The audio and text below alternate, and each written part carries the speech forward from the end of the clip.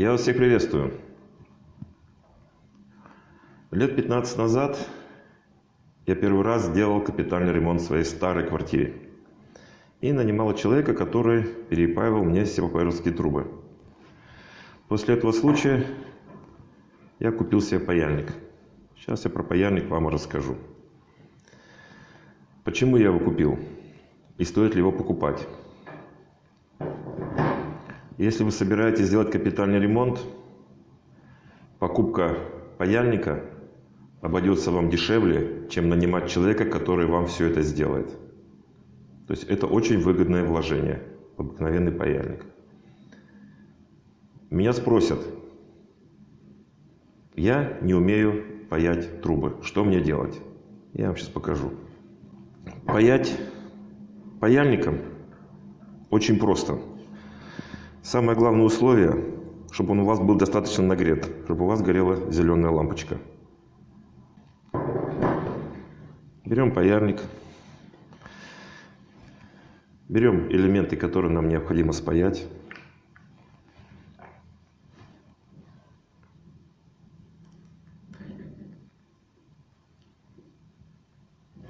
Нагреваем и соединяем.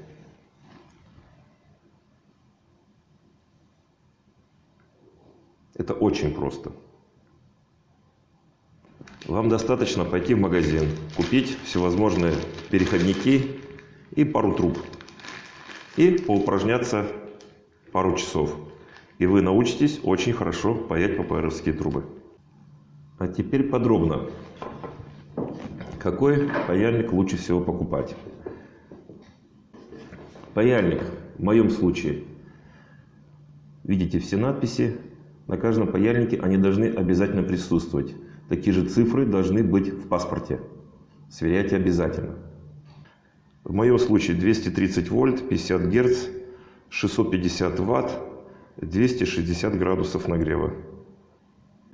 Когда покупаете паяльник, на что нужно обращать внимание? Ручка должна быть удобной, так как вам придется постоянно его держать в руке. Переход с ручки на кабель.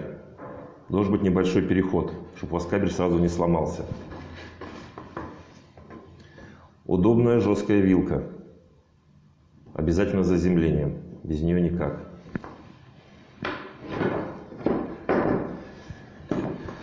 На самом паяльнике должно быть два подсоединения обязательно. Основное и угловое. Угловое, потому что вам придется работать в труднодоступных углах. То есть вы в редком случае будете работать на столе стационарно, что-то подводить и паять. В большинстве своем вам придется подключаться к коммуникациям, то есть держать в руках. Теперь о насадках. Самый ходовой размер насадки 20 мм. Но в наборе, хочу сказать, я покупал его по акции, то есть достаточно дешевый паяльник был в те времена. Насадки должны быть разные. Вот в моем случае 25 мм, 40 мм и 32 мм. Скажу честно, самый ходовой это 20 мм, который сейчас у меня стоит на паяльнике.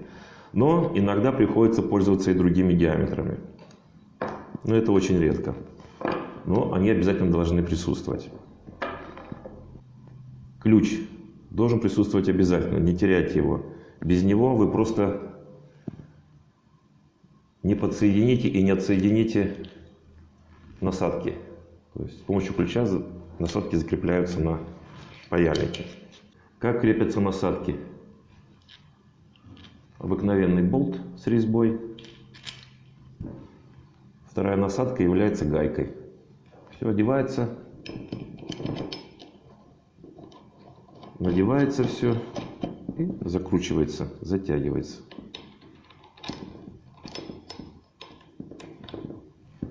Обязательно должен быть ключ. Обязательно должен быть инструментальный ящик. В этом ящике должен храниться паяльник.